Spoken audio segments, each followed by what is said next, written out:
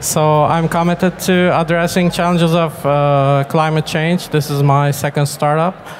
And at Carbonze, we help companies understanding their environmental impact, biodiversity impact of companies. Today, we are going to talk about tools for measuring carbon footprint. I will give you some free tools and also might be more accurate paid tools. So the amount of global data has been doubled each 2-3 years.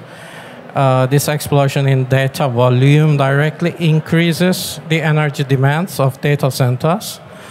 And as more data is stored and transferred, our facilities, data centers should work harder and consuming more power and energy.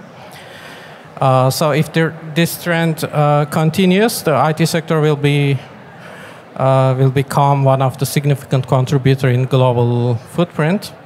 We can see that in the industry breakdown of global carbon footprint.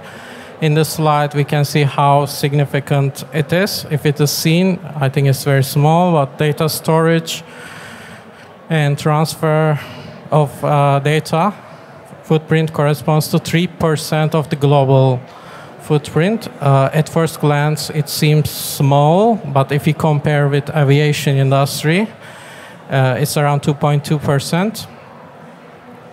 So this comparison puts into perspective the scale that our digital and daily activities might impact the environment. Which kind of metrics do we use in for our clients, for especially data centers?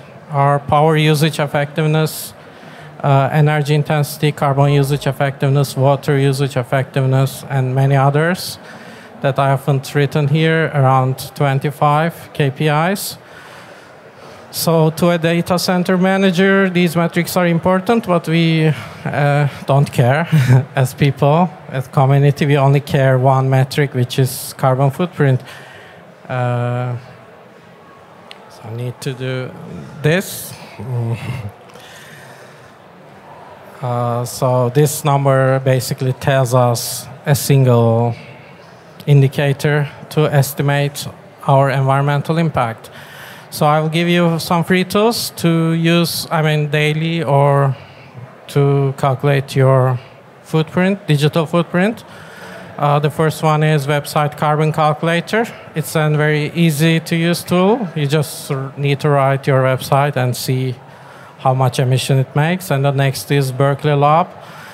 In there, it offers a bit deep per calculation tool. It's basically you need to download from GitHub and calculate. And lastly, Cloud Carbon Footprint, which provides a comprehensive solution for automating efficiency across cloud platforms and make it easier to implement sustainable practices.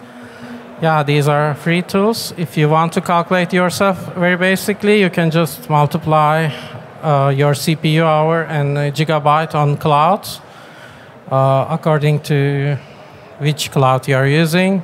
In Japan, it's a bit higher. In United States, I have given here 3 examples, Oregon and Frankfurt. Frankfurt is the best, actually.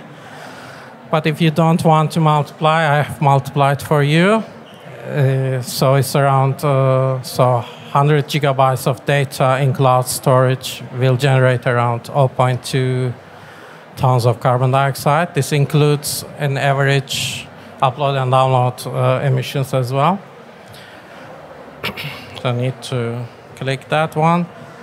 So to give some daily examples, every day in our digital activities, like streaming video or attending meetings, might also generate emission.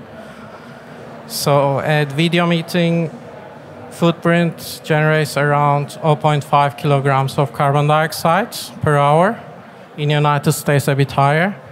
And streaming video in YouTube or movie, Netflix, will be around 10% of that. So these numbers highlight the less obvious impact of our daily digital activities. But are these metric? I mean, what I've given so far is really accurate or not? It's not that much accurate, to be honest. On the left, we can see the simpler tools. There are around 20 free tools that you can calculate your website footprint. But their error margin is around 5%. It might be 5 times larger or smaller. But to be more accurate and comprehensive, you will need a carbon accounting tool or a nature accounting tool. So that reduces the margin of around 3%. So to conclude, I'd like to introduce you Carbonze. So it's our platform to measure environmental impact. Besides carbon emission, we also calculate biodiversity impact, 11 more nature impacts. I don't know, this slide is not here. But yeah, for more detailed information, you can continue by scanning QR to presentation or just email to me. We have 2 open positions, only for the ones who want to apply. Customer Success Manager and Full Stack Developer. Yeah, thank you.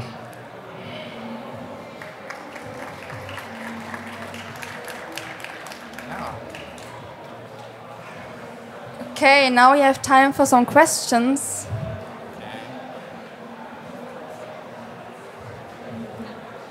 So, how do you calculate the efficiency of your data center? You have your system is just the software, or it's combination with sensors? No, we don't have sensors. We have an IoT partner. It's another startup. So according to the profoundness of the project, we synergize with them. They just place, we make strategy, find the layout of the data center and put sensors at appropriate points. And the cost increases as you want more detailed or per machine indicator or KPI. Okay, so basically you install your software on one as a virtual machine. Yeah, this is a software. In the data center. Installation, you mean? Yeah, it's in the cloud. Okay, never mind. It sits somewhere, never mind where. Yes. And it tells you about your efficiency of your data center just from the data you put in. Yes, true. Okay. Interesting. Yeah, this is. I mean, I work in a data center, one of the biggest in the world. So Yes. I wonder if it's something that is appropriate to my company. Yeah, it's so each company has its own systems. Actually, I have seen, like, I was consultant before Carbonze and other startup. So each project has its own authentic thing. So we can speak, of course. Yeah, it depends on the details of the project and the layout of the data center, I guess. Okay, we use sensors and measurement devices to measure the power consumption, like Schneider, I think. Schneider Electric, yeah. Schneider to measure the electricity consumption. Yeah. Thank you. Interesting question. I saw another one over here. Hello. My question about the pie chart that you presented, and it has some percentages for the IT sector. Next, yes, this one. Is that, I mean, from a civil engineer perspective, is the construction of data centers included in the IT or in the construction? Construction. In the construction? Yes. So do you think it should be added to the IT section? Yeah, that's what I mean with accuracy errors. So if we add this to data storage parts, probably it will be doubled. Will it be doubled? Doubled, yeah. Okay, thank you. Thank you. Anyone else? Another question, maybe? We still have some time. I would like to know about like your methodology to measure the carbon, like carbon dioxide. You measure specifically about like a cloud data center. How you measure? What is like your methodology? So can you just a bit explain? Sorry, I didn't hear the question.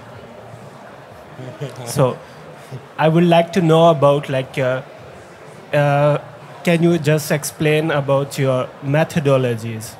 Are your techniques to measure the carbon dioxide, like tools? How your tools work? Yes, it's basically built upon global standards. Carbon emission accounting part is built according to greenhouse gas protocol, and the nature impacts are built according to TNFD and SBTN standard. So it's we do not build anything before standard is published officially.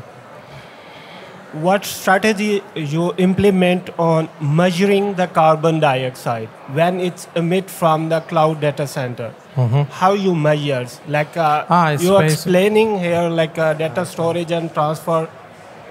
Like it's a 3%. It's more than aviation industry sector even. Okay. How you measure this? So these data actually we measure considering all scopes like direct emissions and indirect emissions, like in supply chain. As the other question, including the construction cost and employee commuting waste, everything. So the accuracy improves. But this data is only very generalist and only calculated according to energy consumption. So basically kilowatt hour times emission factor. That's why Frankfurt is less than Osaka, because they purchase green energy, the more opportunity in Germany. So it's basically the electricity consumption times emission factor. Thank you so much for your